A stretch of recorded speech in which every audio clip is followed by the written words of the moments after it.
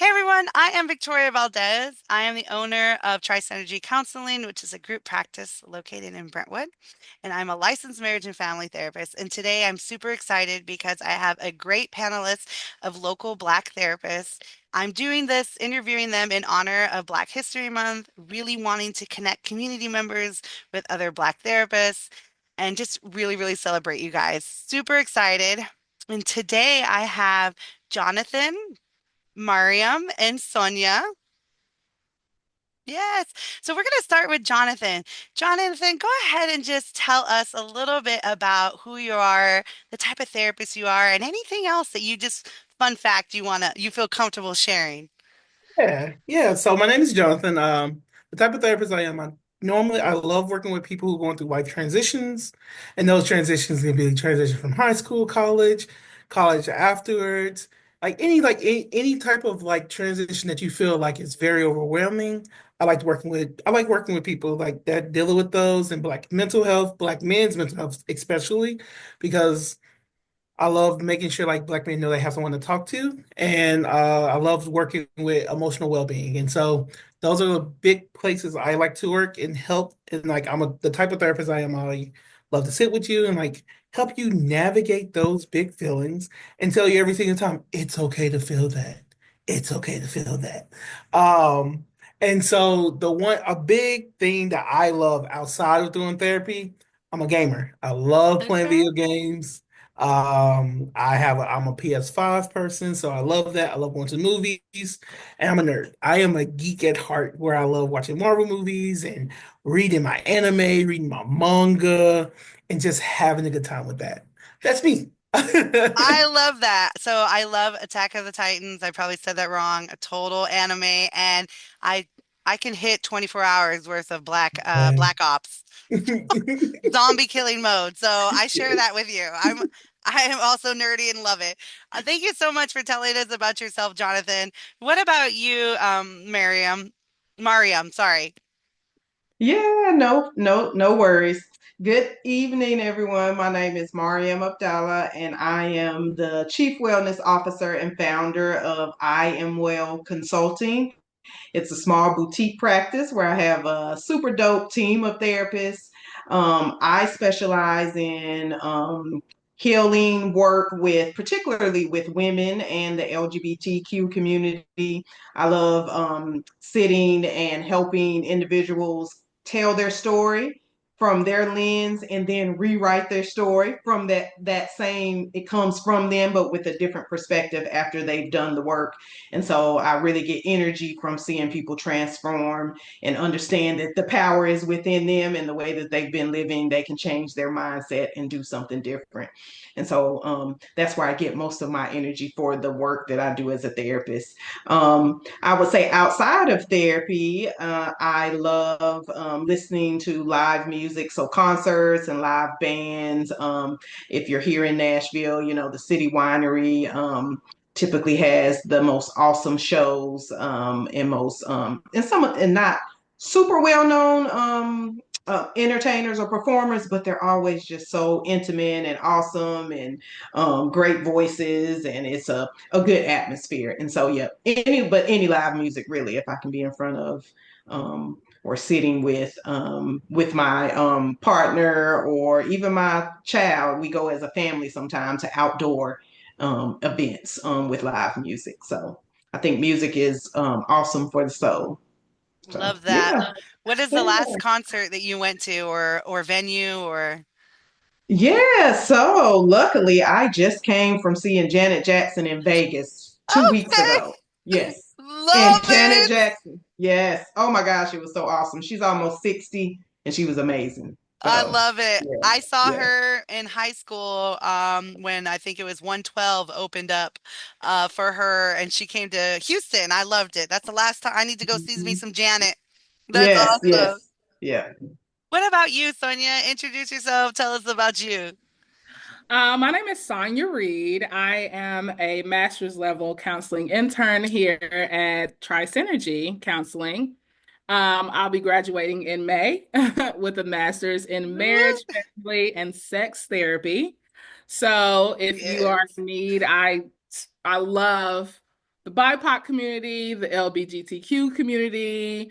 I love talking to people about sex. I love talking to people about sexuality. I love talking to people about sexual conditions that they did know or didn't know that they may have.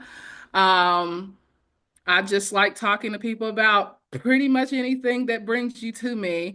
I enjoy clients who are ready to make change in their lives. I love working with clients who may or may not have a disability. I love working with people who are neurodivergent and fall on that spectrum. I also love working with teens because they are my heart. I love teens. I love Black families. So those are the people that I like to see. And a fun thing about me is I love open mic nights. I used to do a stand up and do spoken word, but I've since gotten very shy. So I hope to return to that, but I still write for sure. I just haven't graced the stage in a while. Yeah.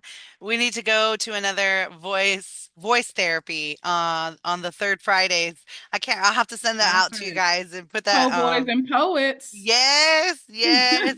Love it. We'll have to do another one of those. I love that. I also love well, Sonia, you saw me do my piece at the verse therapy. Yeah, I was like, I love it too. That's so awesome. Thank you guys. So our next question, and we'll just keep rolling here and go with Jonathan. But my next question is, tell us a little bit what made you want to be a therapist? So I think that's a very great question I always ask because my story has always been the same. So I've been wanting to be a therapist since I was, I want to say middle school, like seventh grade. I had a person in school who was going through a really rough time, and I sat with them and I was like, hey, I'm here with you. Let's talk.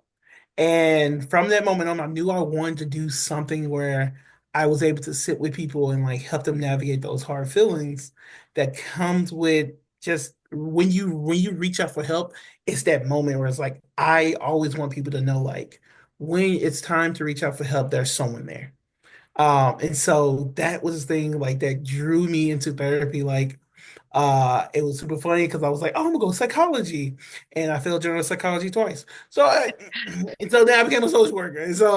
And then I found out doing social work that it just really, really did the thing I love, which is sitting with people, being empathetic, and just being like, hey, I know right now it's tough. You're not sitting this by yourself. I'm here with Mm. you. The one thing that always drew me to being a therapist is I want people to know, like, when you feel like there's no one in your corner, I want you to look up and be like, oh, look, there's someone here.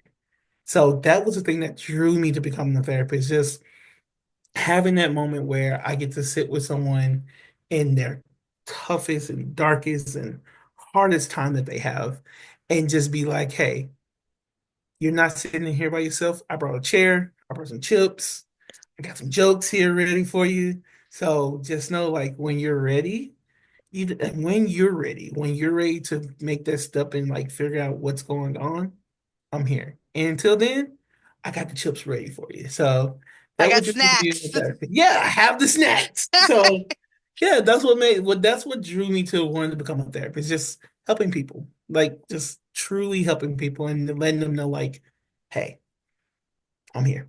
So yeah. I love that. It's the you're not alone, right? Like how healing is that we can heal together, have someone witnessing, right, our journey and be a part of that, right? I love that. Thank you. What about you, Mariam? Yeah, so thank you for sharing that, Jonathan. So, unlike Jonathan, I was not thinking about being a therapist at a young age, nor when I was in college or after. So, I've been a social worker for 20 plus years, and I've always enjoyed helping people, empowering people, especially the marginalized, oppressed populations. And so, I've done a lot of that work with children and families in the justice system and in the community. And it has been fulfilling. But in all of those spaces, what started to happen is that I would start to see the same people. So my clients and the families and the children, I would see them in, as a case manager. Then I'm working in the legal system and I would see them in that space. And then I'm working as a community advocate and I would see them in that space.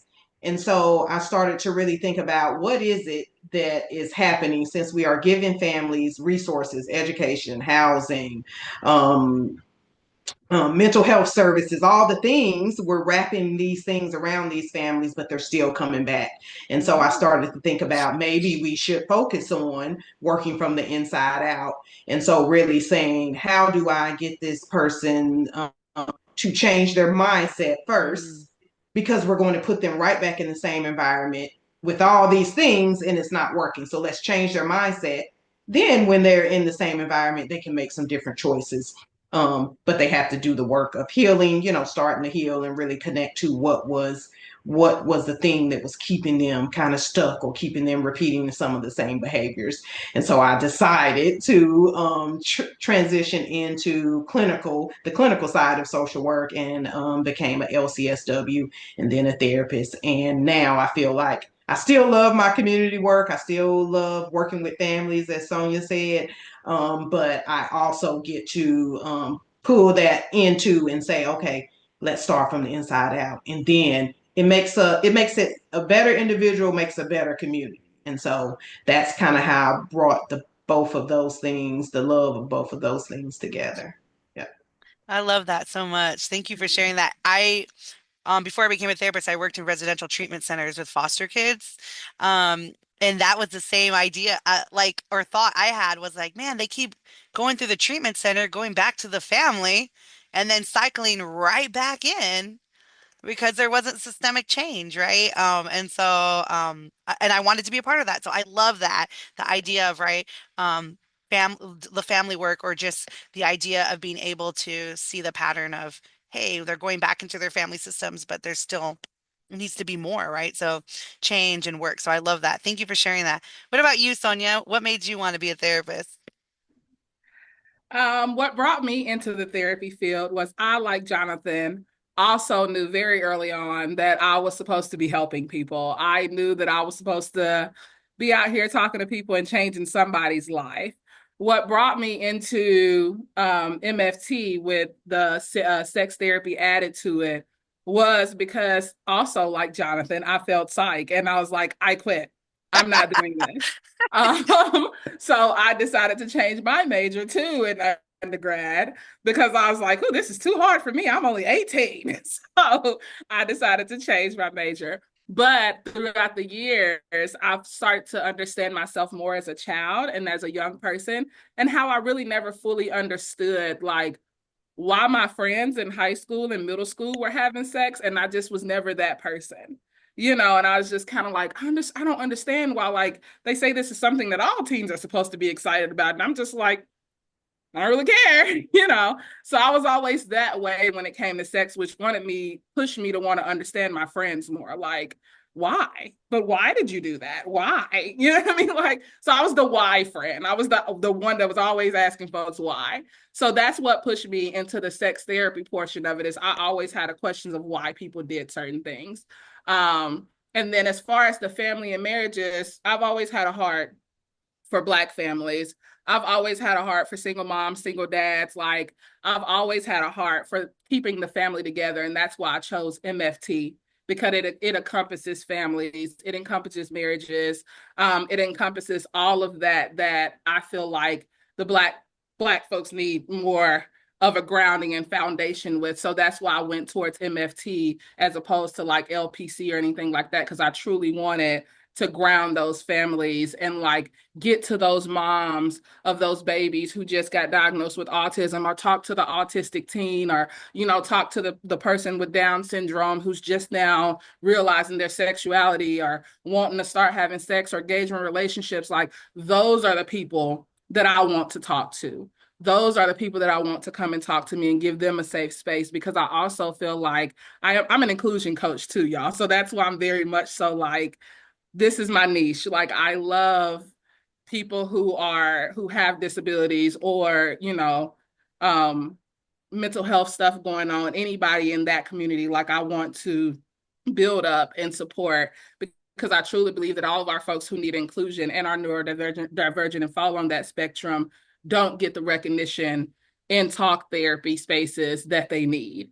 And so I want to be a therapist that says, hey, I provide after hours. So if you need to get that kid home and you need to put them to bed, I stay open until 10 p.m. So call me. You know what I mean? Like schedule that 9 o'clock. I got you, sis. I got you, dad, I got you, like whoever, because I want to be the person that shows up when they feel like I've been looking for a therapist for forever and I can't find one. I want to be the person that shows up, you know.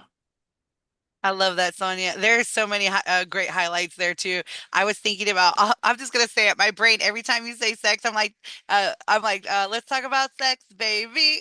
I was just like, it just coming through my head. But I love that because so many of the population that you're talking about, and just in general, we don't talk about it enough in a lot of different cultures, and it's one of those things that still feels kind of taboo. So be able to have someone that knows how to navigate those conversations and sexual struggles and whatnot. So that was pretty awesome. I loved hearing about that.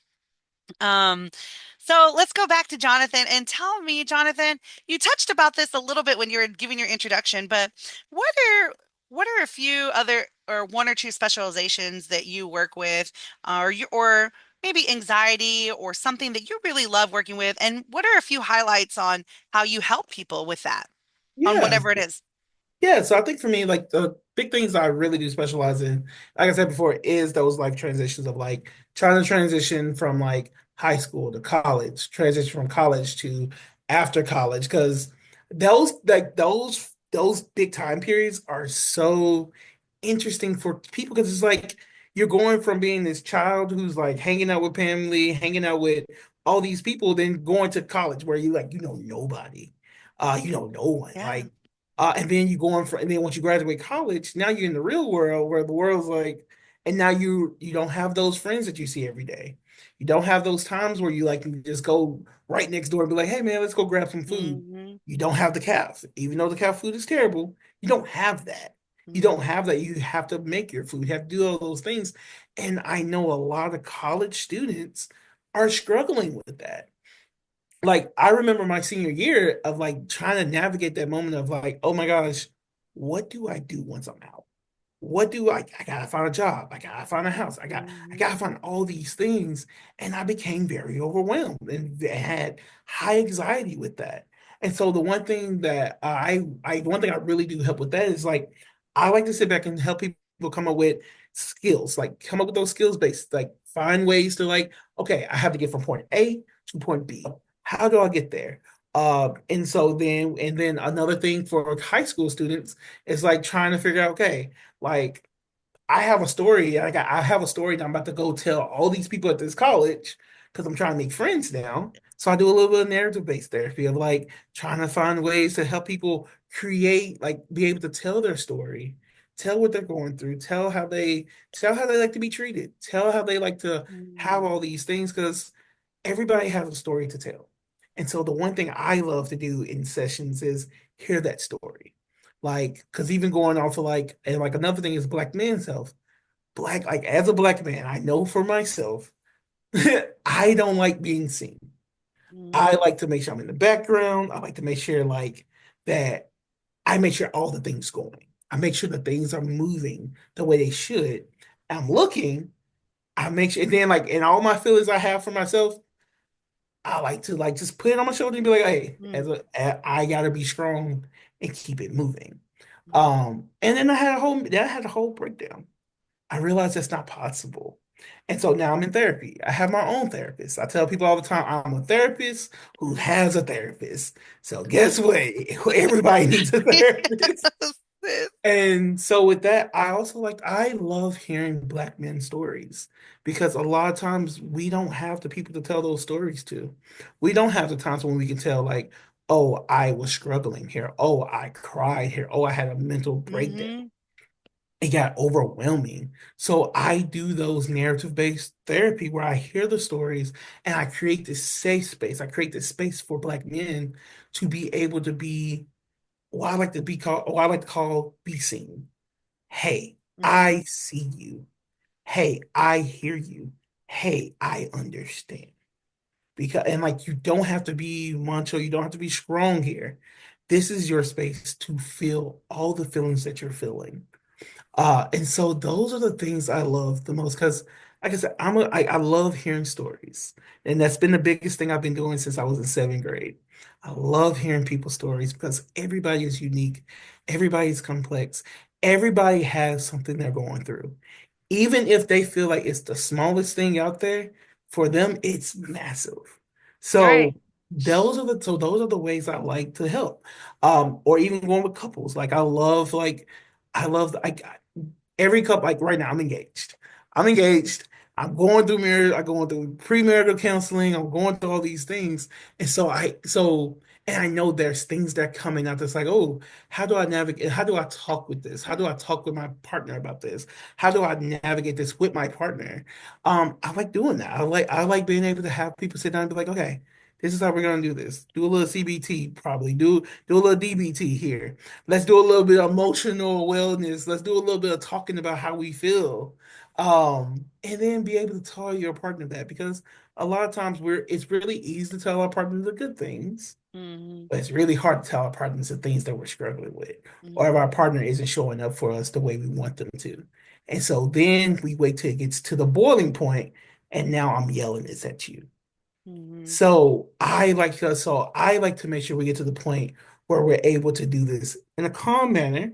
Because we know life is hard, things will happen. But I like to make sure we can tell our partners, "Hey, you hurt my feelings." Here instead of, "Hey, I'm mad at you. Do not talk to me." Like but also be able to relate that because there are moments where you're gonna be like, "Hey, I don't want to talk to you." And Right. then, but don't leave it there. Now let me meet you later on and be like, this is the reason I don't want to talk to you. This is how Right. you hurt me. Be able to articulate those. So I love working with, like I said, I think the brief that I love working with high school students. I love working with couples. I love working with older men. Older men are fun because they're in this phase where they're like trying to figure out life. Because it's like, oh my God, like I'm older now. Like, what do I do with that? I just love working with people. It's fun. But I love, love, love working with black couples and black men and I black love it. adolescents. So yeah. I love it. I could see the passion. I love it. I love it. So thank you. Thank you, Jonathan. What about you, Mariam? And so I would say, as I said earlier, definitely I specialize in working with women and the LGBTQ community around, again, healing and empowerment, which we know those two communities both come with different types of trauma, different types of things that they are processing through. And so, women, I would say, particularly Black women, but I would say Black and Brown women um, have superwoman syndrome. And so a lot of times we feel like we have to show up and be and do kind of similar what Jonathan is saying around the black male, which, is John Henryism, thinking about it from that perspective. But the black woman syndrome is, yeah, just feeling like we have to show up and realizing that probably at a point that it's too late that yes, all this showing up, all this overdoing has really damaged us, has exhausted us, has drained us to a point where we can't even show up for ourselves, and we definitely aren't showing up for other people. And so, really doing the work that I talked about earlier, learning where did that come from, number one. So it's deeply rooted, you know, generations, even generations before. So not Yes. only what happened to you in your life, but what happened to Hmm. your mother, what happened to your grandmother, your great Yep. grandmother. And we go, really far back and really deep to figure out what that's connected to so that, as I said earlier, then when you rewrite your story, it can be rewritten in a way that the solution matches whatever that issue or that um, wherever it started. Because sometimes we can create a solution for something and it's not good because it's not really what the issue was. It's the something that was top layer, very surface, so we didn't go deep enough. And so I enjoy doing that work, that type of trauma work with women. And so for the LGBTQ community, a lot of times it has to do with a lot of oppression, a lot of discrimination, a lot of hate, a lot of violence, a lot of abandonment, rejection.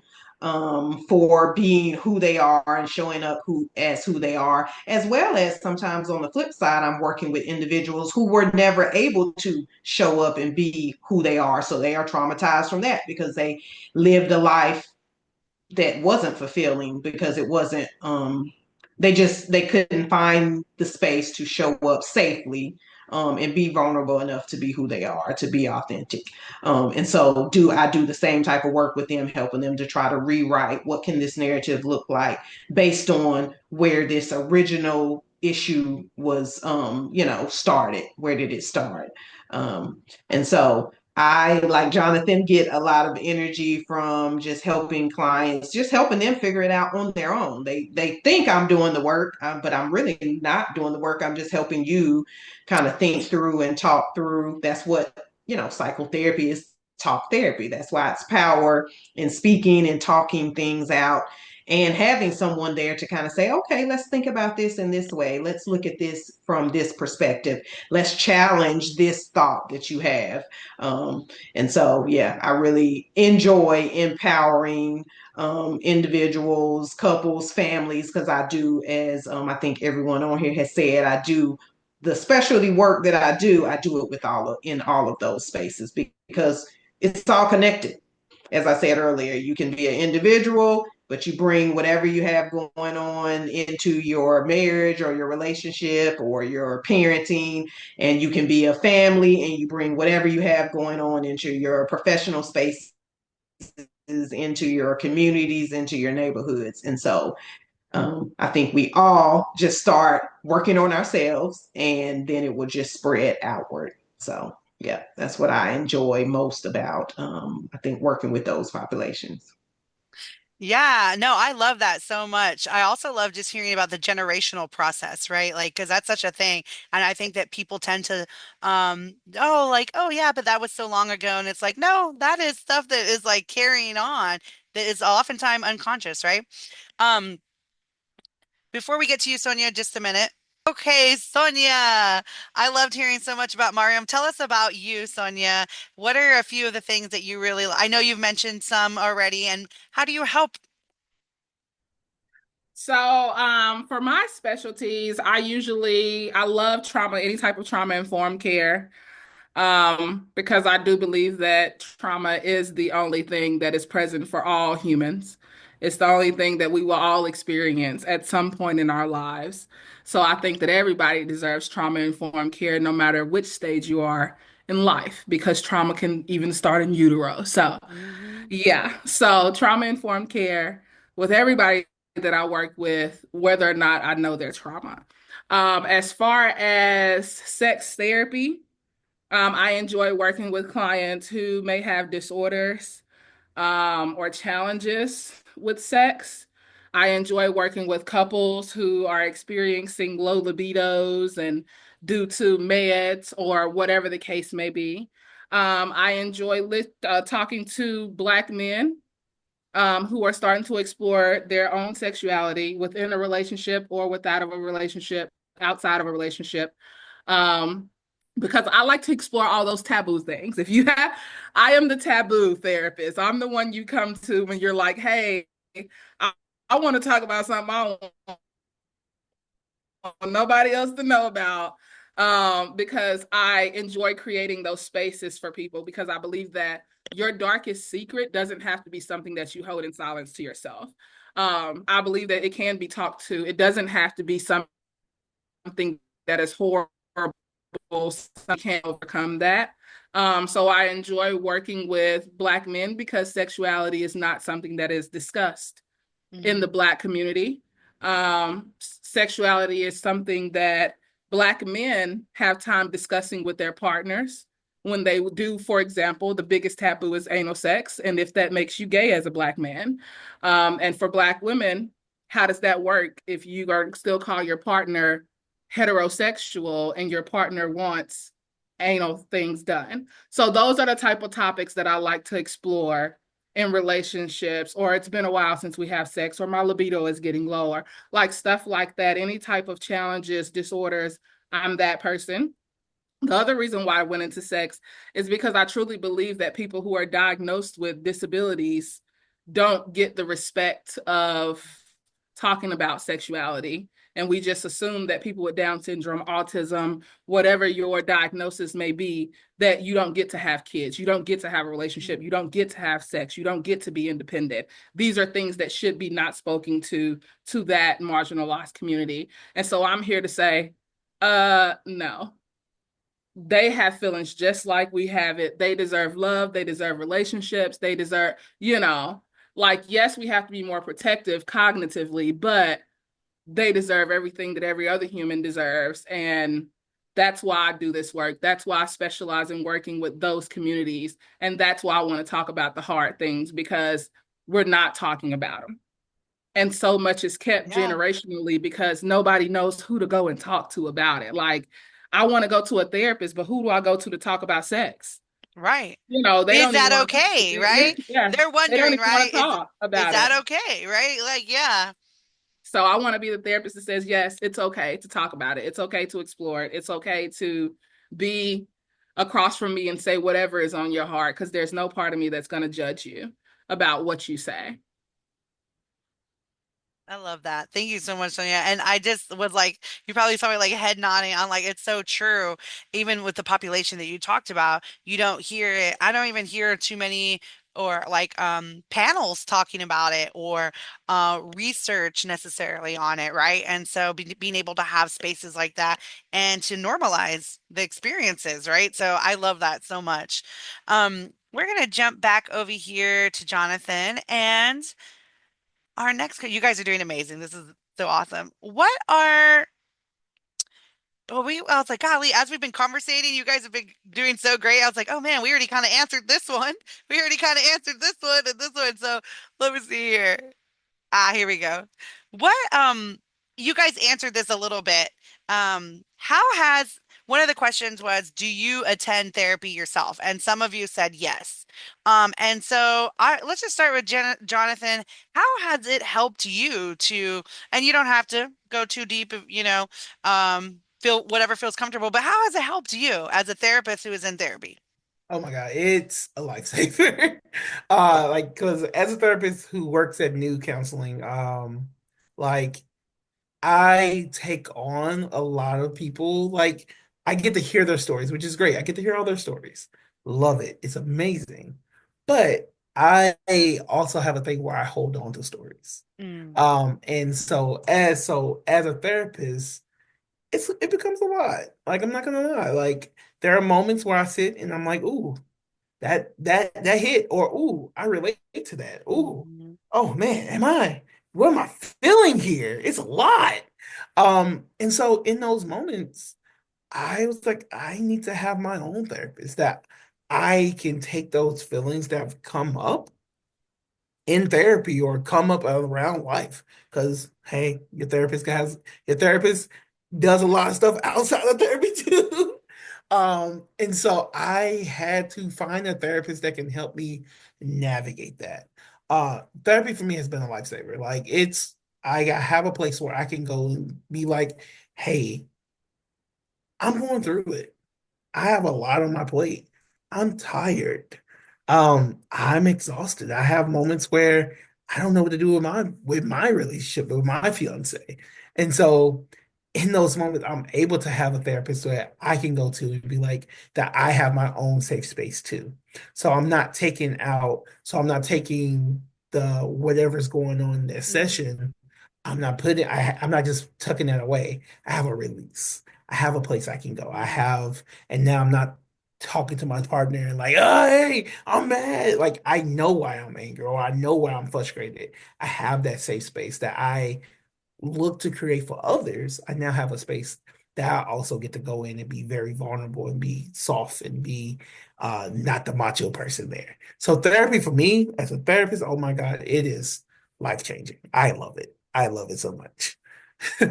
I love that so much, Jonathan. I'm also in therapy in and out of seasons. And so yeah, I love when therapists we can also, right, because we hear so many things from our clients and being able to just like take care of ourselves in addition to whatever stuff. I've done a lot of my own trauma work so that I can be present for people and for my family, right? So I loved hearing about that. What about you, Miriam?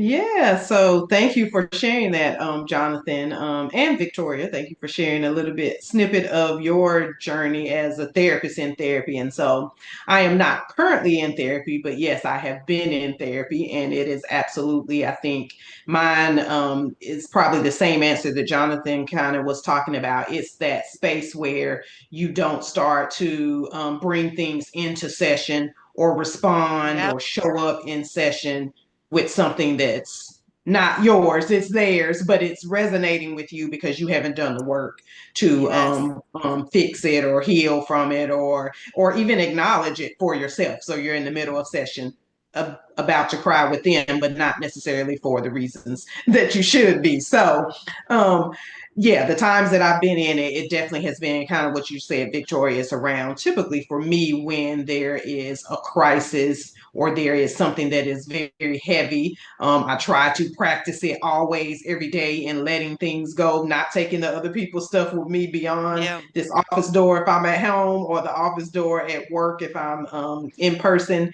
And but sometimes that doesn't always work. Or like right now, when there's a lot going on in society and there's a lot happening that's out of your control, then those are the spaces that I feel like it's really good for therapists to definitely have a space to release, because you're doing all that for other people and then you're trying to do it for yourself. Um, and so, yeah, I think it's great to create that space, to have that space, to have that opportunity. The other thing that it did for me when I first went to therapy was just said, you know what, you're doing a good job, because this works for me, then it probably is working for those people that you're doing it for. And so Yeah. it was kind of a, I guess, an affirmation or reaffirming of that this work is so important. And it's hard, if you haven't really done something, it's hard to judge. You may just be sitting there thinking you're doing everything great, but if you've never, what do you have to grade it against, I guess. And so when I first went, I think that probably was the biggest thing that was helpful for a therapist, from a therapist standpoint. So Yeah, no, I love that. And I like the key, like that was another key point too, of like if we don't do our own work as therapists, then we might be bringing into, right? Like I talked about my own personal trauma work that I needed to waited way too long to work on and how that can affect, right? Like the work that we're doing with the client if we don't take care of ourselves, right? So I loved that. So thank you so much for sharing that. What about you, Sonia? How has therapy helped you? I actually just got out of a therapy appointment right before this. So, I definitely utilize therapy, just like Jonathan, to get through those hard times. Um, when it's hard and I can't think my way through something, because every therapist thinks they know it all most of the time. We all think we know how to get through it. We all think we know how to fight through it, push through it. We are the goats at I can push through it. Okay.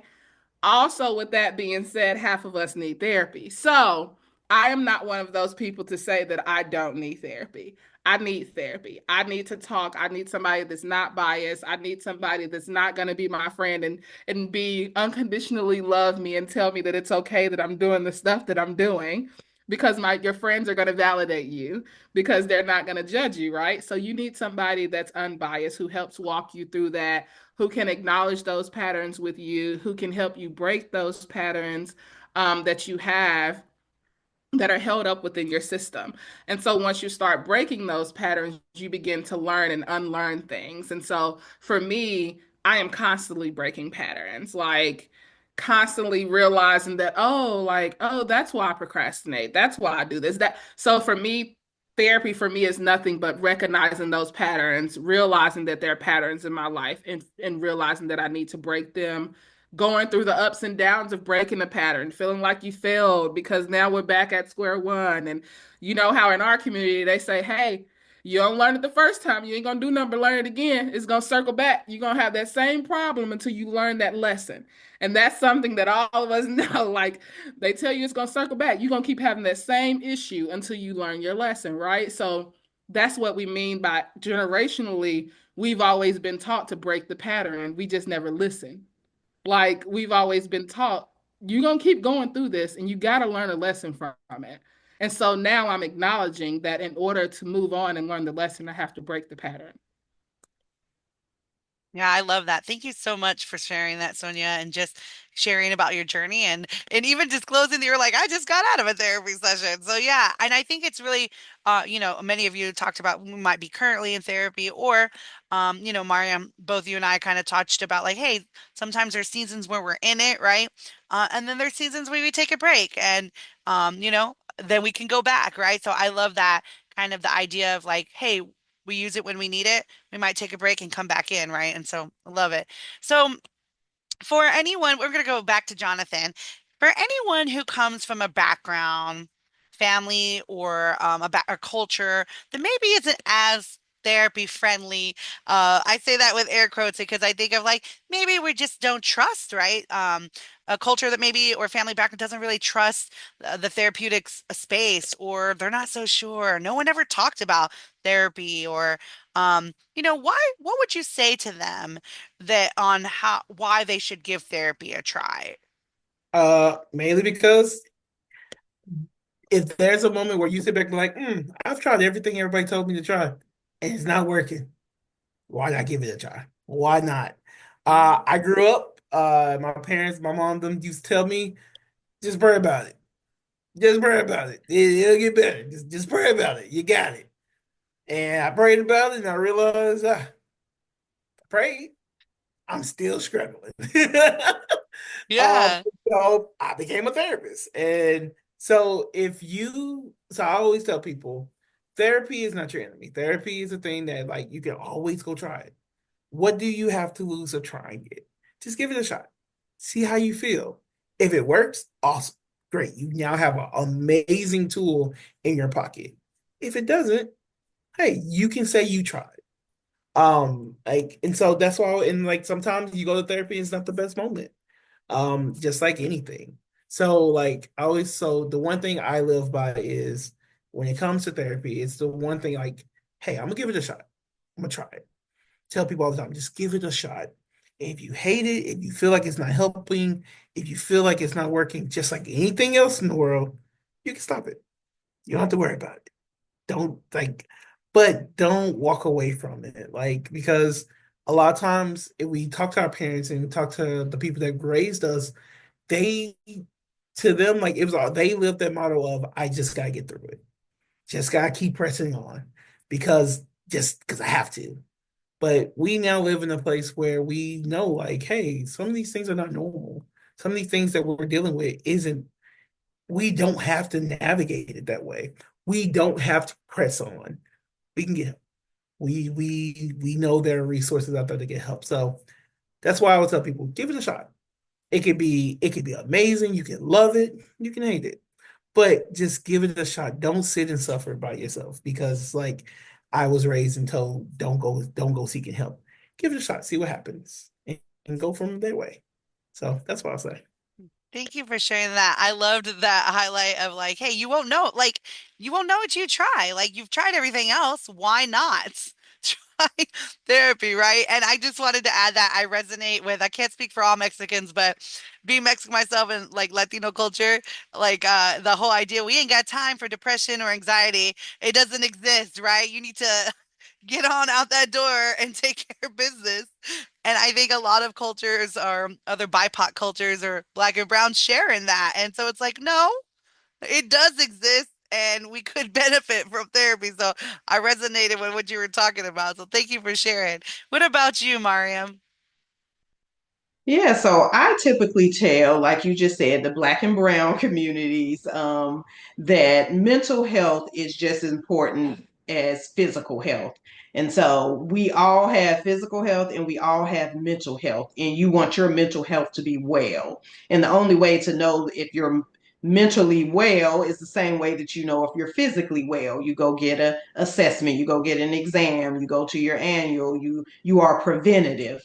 And so you don't wait until you're overwhelmed, you're having panic attacks, you're stressed out, you're isolated, you've abandoned everybody. You don't wait until that point. You go and be preventative. So you go try to see if therapy is something that will work for you. If only to say, emotionally, you seem to be coping well. Emotionally, you seem to be regulating well. Emotionally, you seem to be able to show up and identify your needs and be able to have a solution that is healthy in those spaces. And so take care of your mental health just like you take care of your physical health.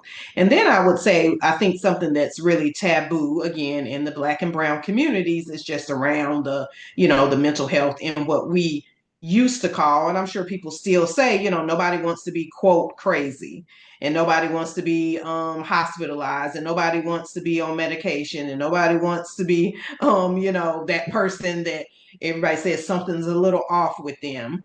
And the percentage of those things happening and with the people that come to see us is very small. So you have a small percentage of people that are diagnosed with a mental health disorder, and then it's even smaller where it's a mental health disorder that's severe, schizophrenia, personality disorder, bipolar,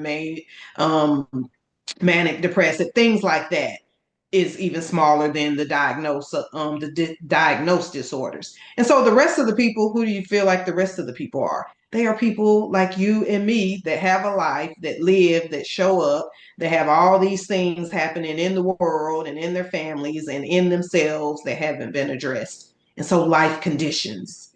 And that's what the majority of us, I know that's what the majority of my clients are people who have life conditions and not particularly disorders. But if you have disorders, that's great too. You want to know that.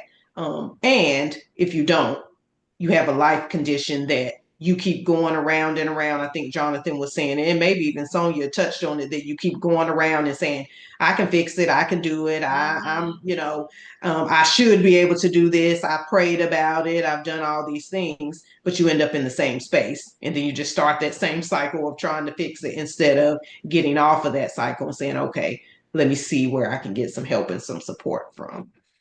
Yes. I loved that so much. Some highlights for me when you said that as you were talking, I thought to myself, you said, people, some people are here just in therapy just because they're having some life stuff, right? Life transition or life, you know. And I thought to myself, oftentimes I tell clients, I work a lot with kids and teens and parents, they may not fit kid might not fit the criteria to be anxiety or to be whatever. And I said, but hey, that's good though. It's good that you brought them in now before it does turn into something, right? And so I think that coming to therapy can be a great stop starting point before something becomes crisis, right? So that made me think of that. So I loved that. So thank you so much for sharing that. What about you, Sonia? Um, I piggyback off of everything that Maryam and Jonathan has said. I could not have said it better. Yes, we want you to come to therapy. Yes, we want you here. Like, there's no part of us that will ever tell you that therapy won't work. We say give it a try. Yeah, because so that I don't really have much to add other than I would tell them to come. I would use my own transparency of growing up in that same type of household of where we weren't taught to go to therapy. What goes on in this house stays in this house, and we were pretty much all raised like that. And it's so funny that as people within the BIPOC community, and we all kind of live the same lives. To the fact that we can all follow the same hashtags when it's just words and we all know what it means, or just letters and we all know what every letter means, because there are certain phrases that are catchphrases in our community. So I would just err on that side of being more. That's why I think I would lean into my transparency of allowing them to understand more about me as a therapist and why I do this work, of wanting to have them across from me or sitting across from me to tell their story and letting them know their value, they're seen, they're heard while they're here, because that's the same way I would want to feel if I came into somebody's space, into somebody's office. But yeah, that's what I would say to them is that like we've all been there. We've all come from families where we wasn't supposed to talk about it. You're not supposed to talk about it. So I understand that. So know that I am a therapist that you don't have to explain that part to me. You don't have to, because with a white therapist, you might have to explain that of like, I'm not used to talking about these things. So if it takes me a minute, not me, boo, you don't got to explain that. I know. I know. I'm gonna give you that space. I'm gonna sit back and I'm gonna be quiet and I'm gonna listen intently to what you're saying because you need that space and I'm gonna give it to you. You don't have to explain why you pause when you're explaining things that are hard for you or you're explaining things that bother you when it comes to being a Black man or a Black woman or a Black trans man, Black trans woman, like anybody in the community, like you don't, I want to create a space where you don't have to explain that you're Black. Like, there's not much, we understand, we get it. I'm pretty sure Jonathan gets it. I'm pretty sure Maryam gets it. I'm pretty sure like we all get it when it comes to being a part of this community and knowing that like this is a community where a lot of stuff is taboo. And it's not just our community, it's the Latino community, it's the Asian community. It's a lot of places that are BIPOC that say, mm-mm, what goes on in this house stays in this house. So know that when you're coming to a person of color, we understand that sentiment. So it doesn't have to be explained, you know. I love that, Sonia. I love that. That was a big highlight of like having BIPOC therapists that get it, right? So I love that so much. Thank you. And last question, guys. You guys are so amazing. So, Jonathan, and this for all of you guys, but starting with Jonathan, what does it mean for you to be Black? And that really, some people ask me, like, what does that mean? I'm like, whatever it means for you, like Black greatness or just something you love about being Black. Just what does it mean for you to be Black? I feel like, that's a great question. I feel like, what does it mean for me to be Black? I think it's just, I think it's magical. It's beautiful. It's this feeling that's like I'm something that I haven't experienced that no one else other than Black people will know about.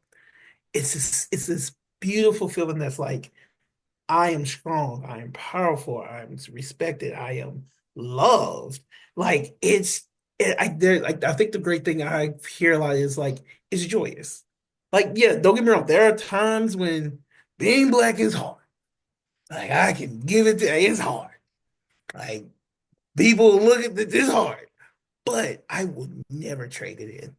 I will never trade being any other race than being Black because being Black it's something that can never be imitated. It's something that can never be.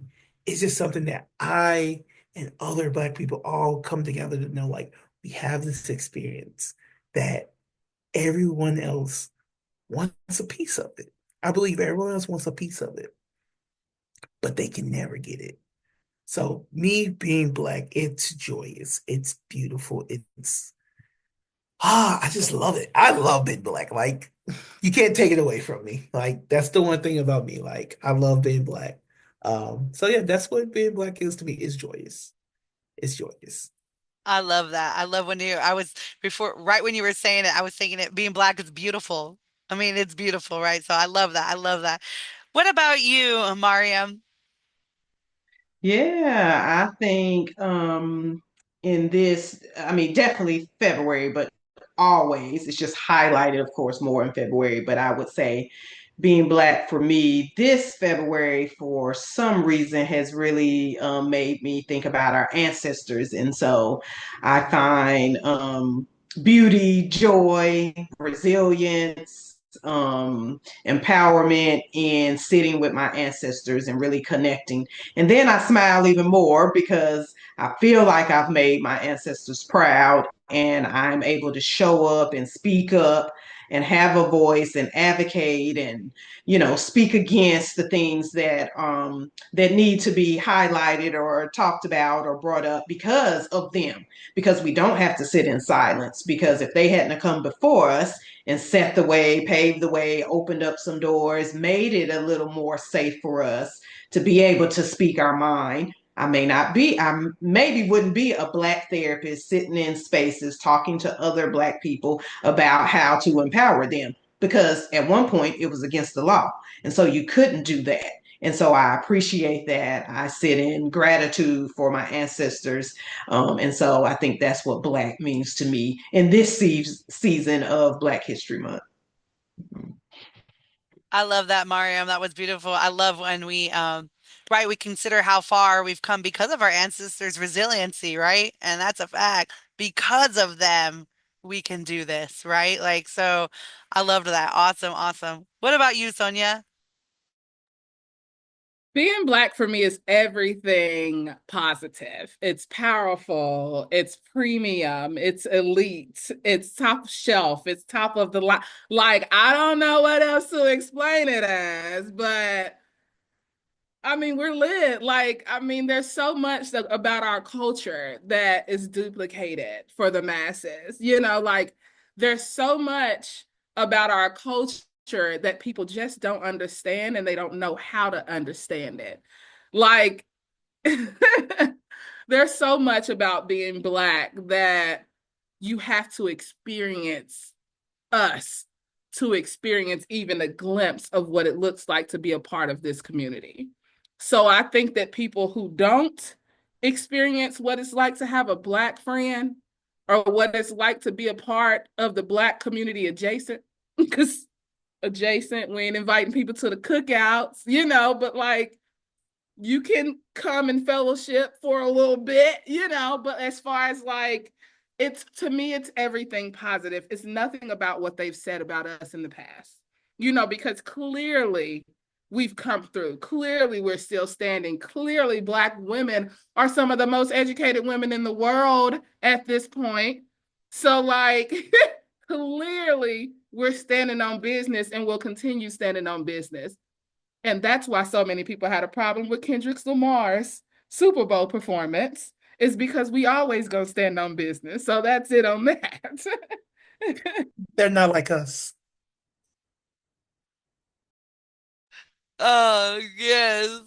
Thank you so much, Sonia. I enjoyed you guys so much.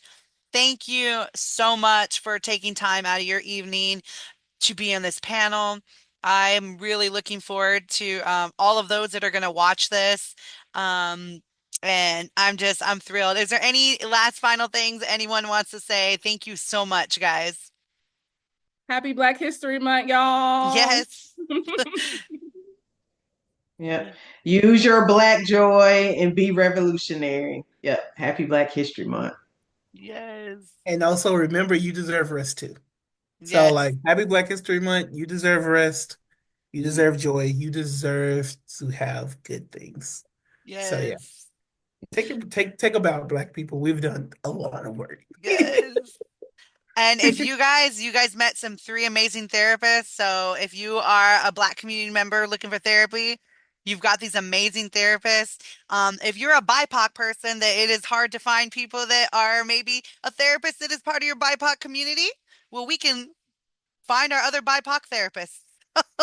That's our next stop, right? So I love that. Thank you guys so much. I was like, have a good evening, guys. Thank you. I was like,